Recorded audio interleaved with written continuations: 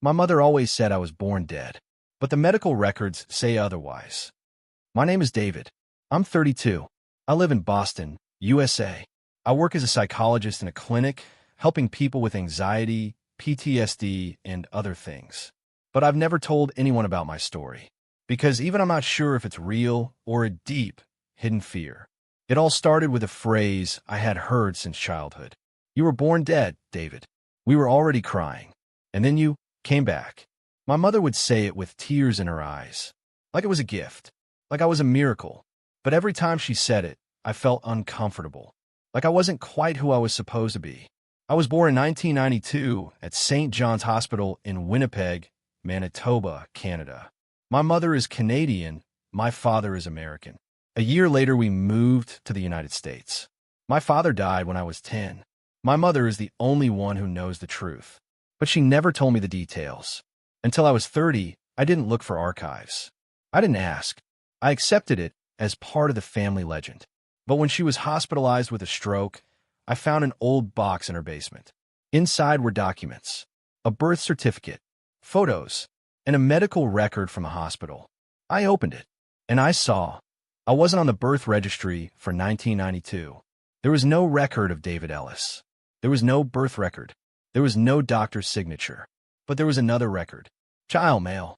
Date, August 15th, 1992. Condition, stillborn. Cause, asphyxia. Doctor, Dr. Lynn Harvey. Photo attached. Newborn. Bluish. Eyes half open. I looked at my first photo from the same day. Identical. Only in mine. I'm alive. Red. Screaming. How is this possible? I called the hospital. I waited a long time for an answer. Finally, the doctor from the archives. Yes, Dr. Harvey worked then, but she died in 1994, and the register for 1992 is partially lost, the office fire. Were there other children born that day?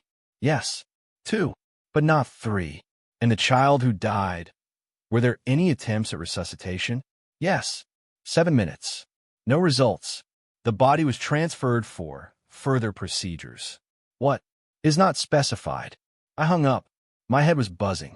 I had no certificate of being born alive, just the mother's words, and a photo that could have been a stillborn. And then I found another document. Small, yellowed. The inscription on the back of the certificate. He was not supposed to come back. They shouldn't come back. There was no signature, but the handwriting was like my mother's. I asked her when she left the hospital, "Mom, what do you mean when you say I came back?" She fell silent. She looked out the window. You weren't breathing. You had no pulse. 7 minutes. The doctor said it was over. And then you took a breath, like a sigh, and you cried. Who decided to continue resuscitation? Nobody. They had already stopped. But I heard a voice. In my head, it said, "Don't let him go."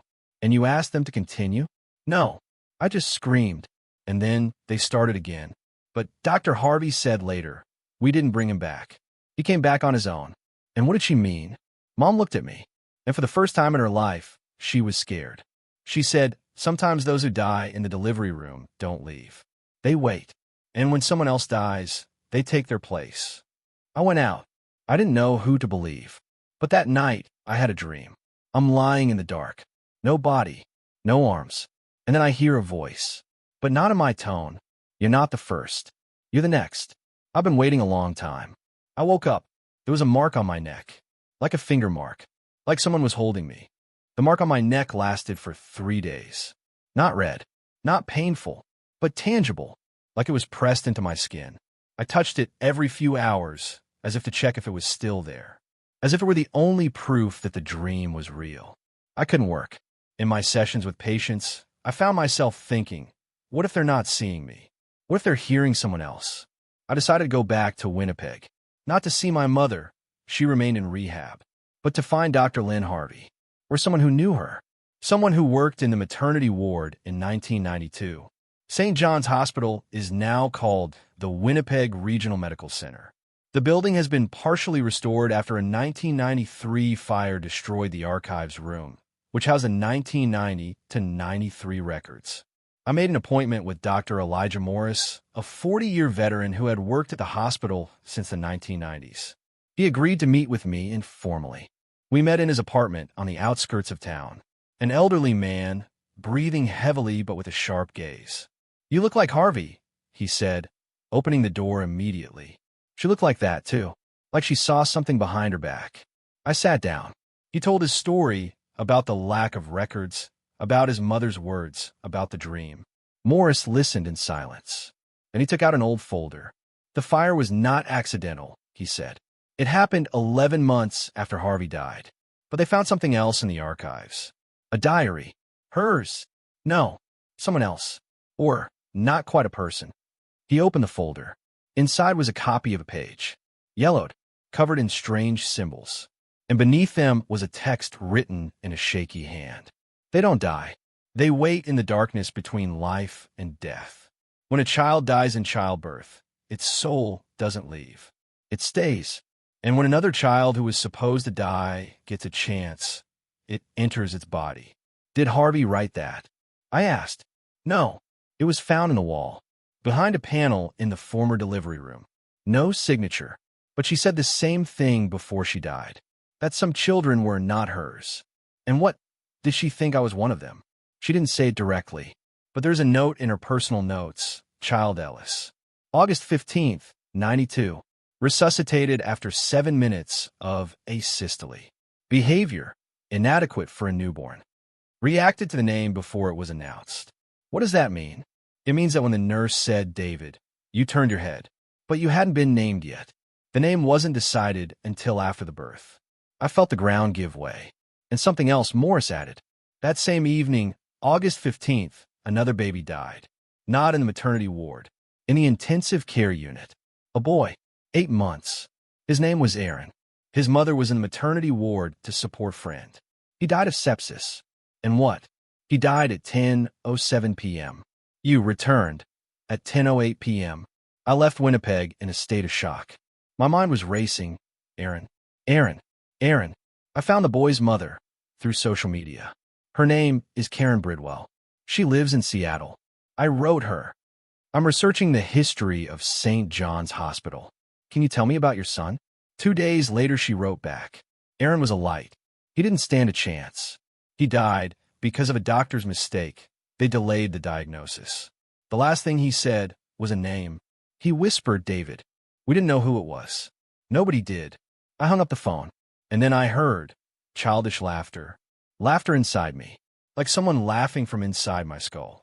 I ran to the mirror, and for a moment, my lips didn't move with me. They twisted into a smile, and then they said, I didn't die. I just moved. I couldn't calm down. Every time I closed my eyes, I heard this laughter. Not angry, but like childish, like someone playing in the dark. And when I tried to focus to figure out if it was me or him, the feeling disappeared. It was like he was retreating when I looked straight ahead. Then I decided not to fight, but to communicate. I recorded a voice message. If you can hear me, if it's you, Aaron, let me know. Just move my hand. Nothing. I don't want to fight. I want to understand. Did you stay? Or did you take your place? Silence. The next day, I sat in the chair, closed my eyes. I tried to imagine that I wasn't David, that I was the one who was waiting, in the dark, in the in-between, that I had seen another child die, and I took a step, and then it happened. My hand rose on its own, not a full gesture, not a spasm, but a smooth one, as if someone had carefully taken my hand and raised it, as if to greet me. I didn't flinch. I let it. Hello, I whispered. Is that you? The hand dropped. Then the index finger slowly touched my lips, as if asking for silence. I realized he couldn't speak, but he could hear. I decided to rebuild his life. I went to Seattle. I met Karen Bridwell. She was surprised that I had come, but she didn't refuse. We sat in her little garden. She showed me an album, a photo of Aaron. He was handsome, blue eyes, red curls, laughing, holding a teddy bear. We called him Ari, after Aaron, she said. He loved music, especially the song You're My Sunshine. We sang it every night. I wrote it down, and when I got home, I turned on the song. The first time, nothing. The second, I felt my fingers start tapping rhythmically on my knee. It was like someone was dancing inside me. The third, I spoke the words without realizing it. My lips were moving, but the voice wasn't mine. Taller, younger, childish. You are my sunshine, my only sunshine. I turned off the music. The voice disappeared, but I felt it was him, the child who died, but did not let go of the world. And then I understood. He did not incarnate in me.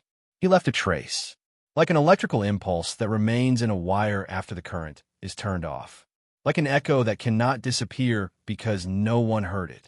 I began to experiment. I learned everything about Aaron, his favorite toys, the color of his favorite blanket blue, how he slept on his stomach with a finger in his mouth. And when I created conditions similar to his last days, he manifested. One day, I lay down on the floor, turned on an old song, and put a teddy bear next to me. After a few minutes, I felt my body turn onto its stomach. My hand reached for the bear, and my finger to mouth. I didn't control it, but I didn't resist either. Then I asked, Aaron, if you can hear me, show me what you saw when he died. I closed my eyes, and I saw a dark room, light from the hallway. A woman is crying.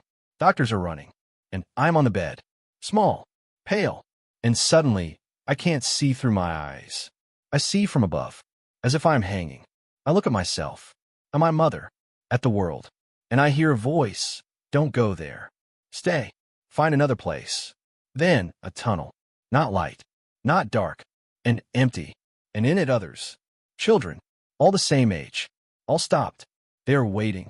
And then another voice, there, he is dying, but it's not over yet. And I'm going, there, to the maternity ward, to the baby who isn't breathing. And I go in, and she breathes. I woke up. Tears were flowing. It wasn't mine. It was his. I didn't go crazy. But then the question arose. If he's in me, then who am I? Am I David, who survived? Am I Aaron, who decided to come back? Or are we something third? I opened my laptop. I started writing. We don't know who we are, but we remember two mothers, two rooms, two dawns, and one truth. We shouldn't have come back. But we did, together. And at that moment, my hand wrote another sentence in a different handwriting. Thank you for not letting me go. I posted a diary entry on a blog, then on a closed forum for paranormal phenomena called Stillborn Echo. I wrote everything about Aaron, about the dream, about the voice, about how my hand writes without me. I added an audio recording of a child's voice singing "You Are My Sunshine" and a photo of the mark on the neck. I didn't expect a response. I just wanted someone to know it was real. 3 days later, they wrote to me. The first message, "You're not crazy. It happened to me too. I was stillborn. I had no pulse for 6 minutes. And then I took a breath. My mom says I immediately said, 'Mom, he's crying.' But I couldn't talk yet, and my mother was alone. I replied. She sent me her diary. It contained notes about the other who sometimes controls her body. Name, Liam. Died in 1991 from a congenital heart defect. In the same hospital, St. John's. I felt the ground shake again. A week later, there were 7 of them, all with the same story. Born dead.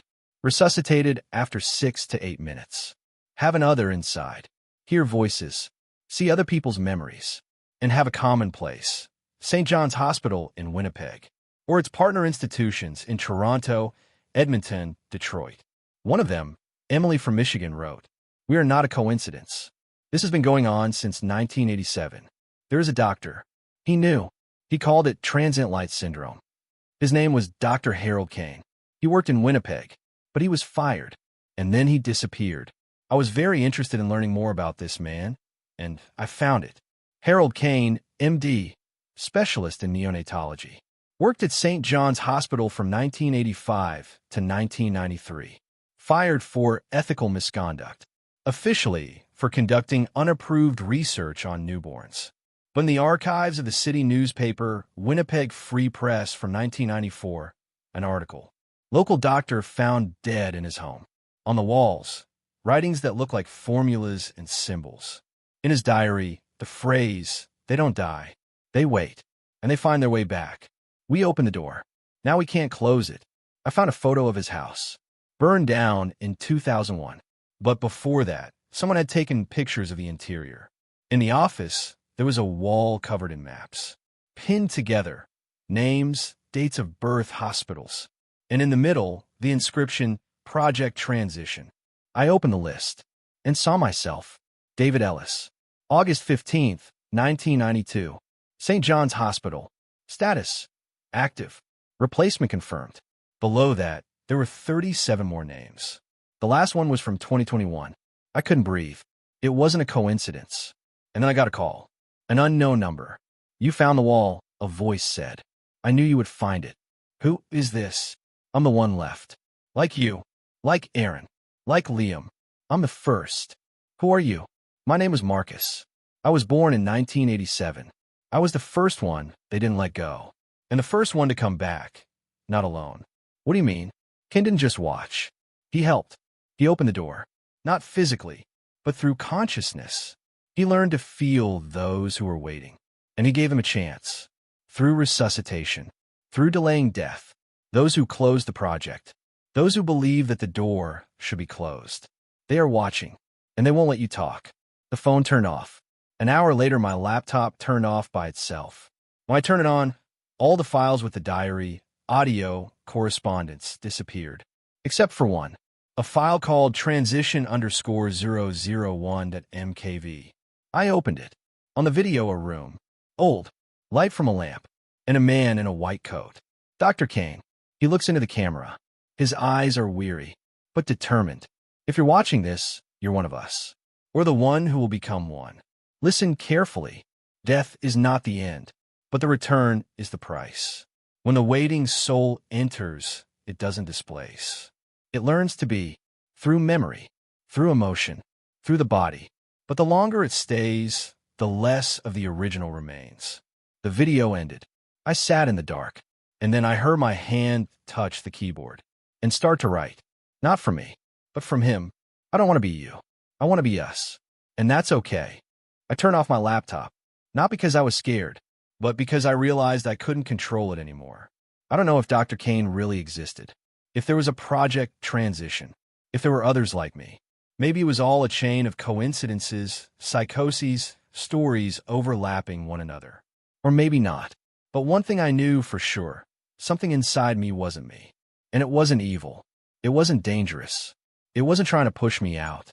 It just wanted to be. I went back to Karen Bridwell. I wrote her everything. About the dream, about the voice, about how I heard her song, how my hand danced to the rhythm. I didn't say Aaron is in me. I just said, I think he left a part of himself in me. And I don't want to lose that. She wrote back 3 days later.